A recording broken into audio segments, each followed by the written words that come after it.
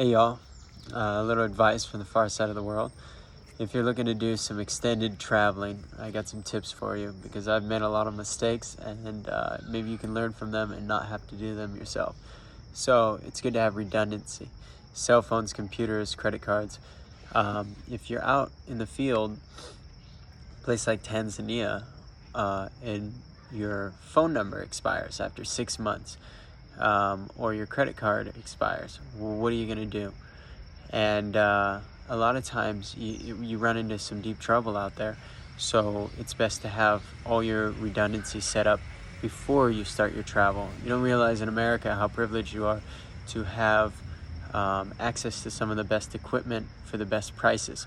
When you get overseas, prices go way the hell up, double the price for an iPhone, so in some cases. And no Google Fi and things like this. So you have to set yourself up. One of your big enemies out here is dual verification. What happens when you can no longer receive a text message from your bank to an American phone number? And that even gets amplified when you've been out and you put your phone on hold you put that number on hold for 6 months or so, and that number expires, and then you don't even have the option to claim that same number back, and that's the number you have registered with all the banks and everything like that, with your email addresses, all that. So it's best to set this up in advance. If you have WhatsApp, download WhatsApp if you haven't already. Download Telegram, download Signal. Familiarize yourself with these. This is how most people in the rest of the world communicate.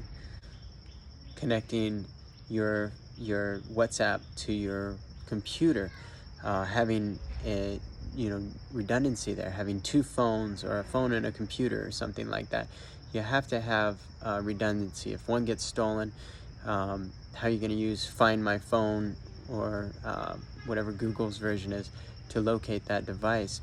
It's best to have that set up in advance. So Skype, having a second phone number when you're out here. That's what I'm having to do right now. I bought a second American number through Skype, and now I'm texting people and calling people back home as if I have a landline. So that's a real positive that exists. But if you're not overseas, you don't ever know these things. Dual SIMs and eSIMs, using a SIM card. There's a couple of phones that make slots for having two SIM cards, so you can keep your American SIM card and connect that to your WhatsApp, and then everywhere you go, putting in a new SIM card for whatever country you're in, or getting an eSIM, which allows you to go country to country. But some of these eSIMs, they're actually a physical SIM card. You need to put these in before you start traveling. You need to have them mailed to your address, because once you're out here, a lot of times it's very difficult to get things sent to you. So if a credit card expires, or you need a new SIM card or something like that, an activation, some companies like Google Fi don't allow you to activate your phone. They'll mail a SIM card to your house, and then you have to activate it while in the US. If you're going to travel with a computer, which is not recommended, it's better probably to just have two phones. But if you do that,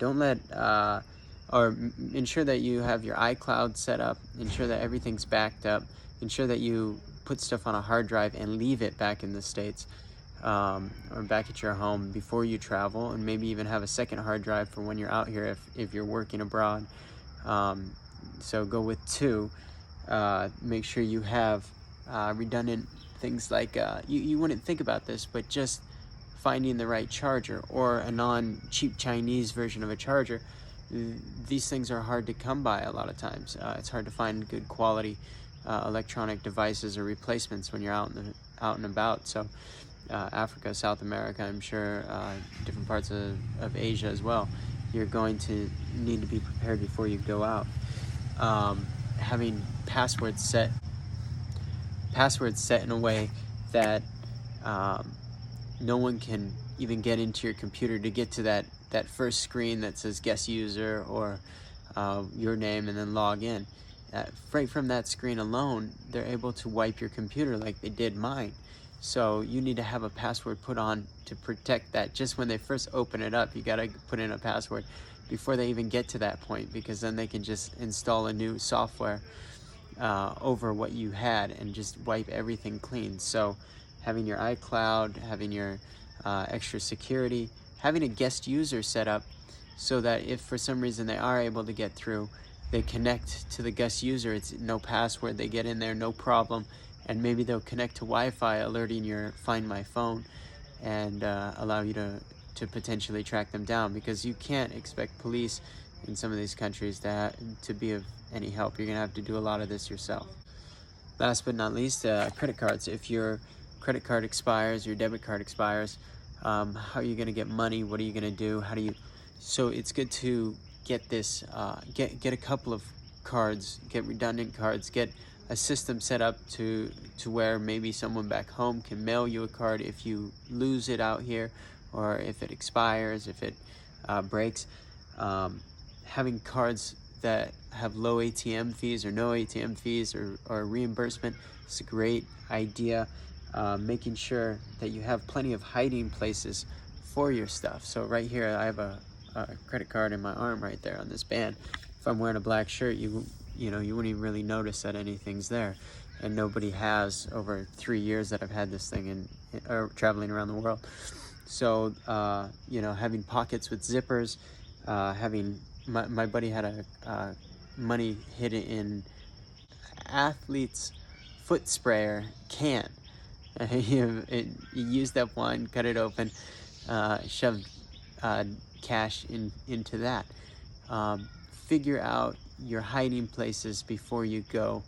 Everyone out here, I was a victim only once in 3 years of travel of actually having anything stolen, and then it just started to happen over and over again. I got three times I got robbed, all in Rwanda. But it could have happened anywhere along the way. Brazil, South Africa, there's much more likely in places like that, but it happens. And so just having a plan, having everything worked out before you set out, especially if you're going to be out there a long time, eventually you're going to get robbed. Eventually something's going to happen, and it's best to have your plan set up beforehand.